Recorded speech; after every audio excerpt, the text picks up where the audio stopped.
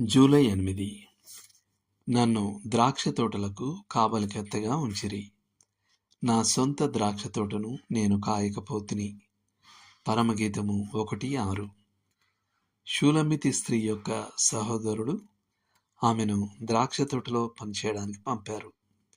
ఆమె ద్రాక్ష తీగలను సంరక్షించడంలో ఎంతగా నిమగ్నమైందంటే ఆమె తన సొంత ద్రాక్ష తోటను అనగా తన వ్యక్తిగత స్వరూపాన్ని నిర్లక్ష్యం చేసింది. ఆమె చర్మం నల్లగా పొడిగా మారిపోయింది. నిస్సందేహంగా ఆమె జుట్టు చిందరవందరగా ఉంది. ఇతరుల ద్రాక్ష తోటలతో అతిగా నిమగ్నమైపోవడం ద్వారా మన స్వంత ద్రాక్ష తోటను నిర్లక్ష్యం చేసే ప్రమాదం ఎల్లప్పుడూ ఉంటుంది.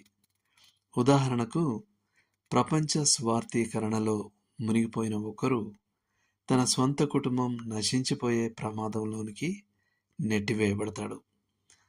దేవుడు మనకు పిల్లలను ఇస్తే ఆ పిల్లలే మన ప్రథమ సేవా క్షేత్రం.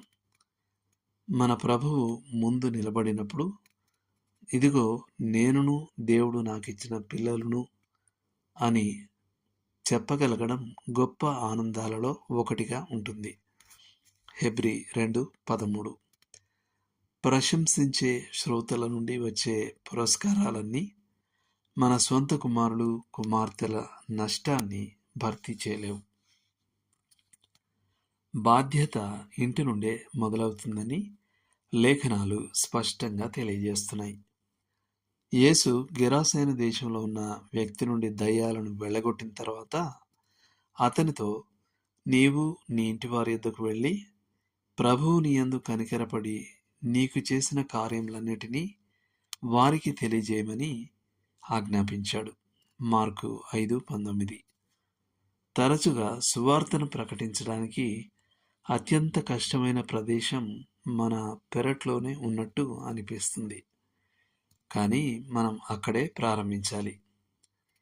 ప్రభువు తన శిష్యులను నియమించినప్పుడు ఆయన, మీరు యెరూషలేములోను యూదయ సమరయ దేశములందంతటను భూదిగంతముల వరకును నాకు సాక్షులై యుందురని అపోస్తలుల కార్యములు 1:8 చెప్పాడు.